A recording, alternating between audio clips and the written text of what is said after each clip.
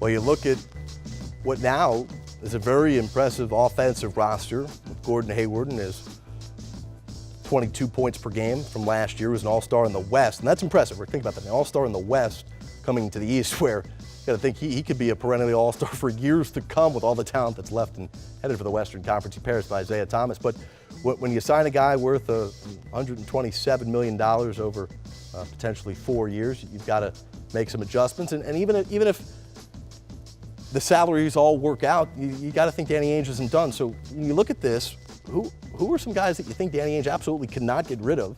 Or who's a guy you think is expendable now that you have Hayward on the roster? Well, Hayward was worth 172. He took 128, right? I think it is. Mm-hmm. So he's worth a lot more. Look, look, they finished first in the East. So I mean, but that's taking into context what the Cavs did, right? I think you got to keep your youth. You got to keep those two young players along with Gordon Hayward. So you focus on that on Crowder and Smart. Isaiah, you're keeping Isaiah right now, but Isaiah's a free agent in a year.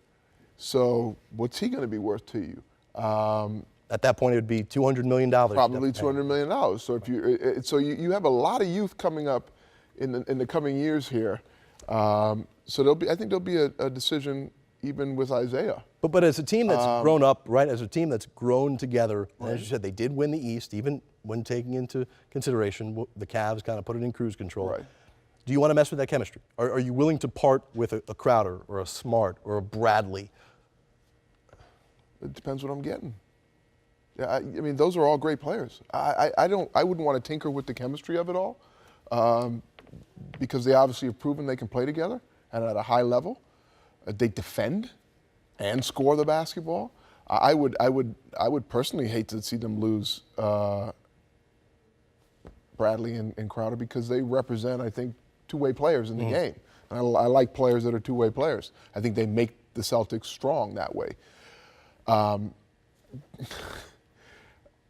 you can subtract, get some cap space, obviously, to get Gordon Hayward in there under the cap, or in the cap. They need to add him.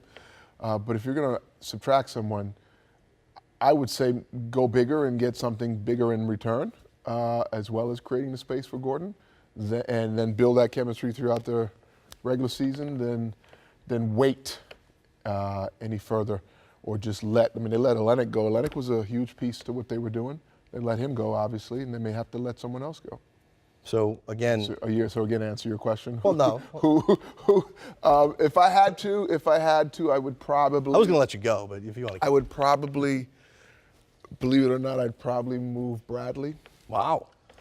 Only because Crowder to me is a physicality that's a paint physicality that they don't have right now. Al Horford sometimes likes to float on the perimeter.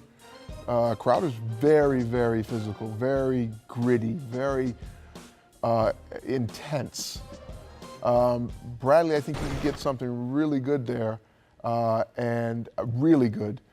He's only got 1 year left on his contract. Right, this is what I'm saying. So I don't know. I don't see them paying him 100 and. That wouldn't, right. I mean, there's too much great youth behind him, and it's not. This is not a slight on Bradley. You're asking me, what are you going to do if you got to say goodbye to someone? Right. Bradley to me would be tough because with Isaiah Thomas. Remember, Isaiah Thomas, as great as he is on offense, he's a liability defensively, and you need Bradley oftentimes to guard the opponent's point guard. Think about that Cleveland matchup. Who's defending Kyrie Irving? I love Bradley.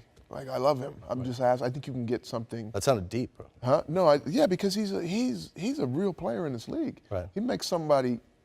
If he was to go away, he'd make someone a lot better. All right, so let's say they don't make a move here, and you look at the lineups as they're currently constituted. We got a 7-game series that starts tomorrow between Cleveland and Boston. What do you think? It was 4 games to 1 in favor of Cleveland. If it started tomorrow, Cleveland. But how much closer is it from 4 games to 1? It'd be probably worse. Worse? Yeah. Because they have to work. They just added Gordon Hayward. But they got to work him in. Right. You said it's starting tomorrow. Right. It's not starting a month from now or 2 months from now after 30 games of playing together. If it starts tomorrow. You're being difficult tonight. Well, I'm being you. Hey, you gave me the timeline.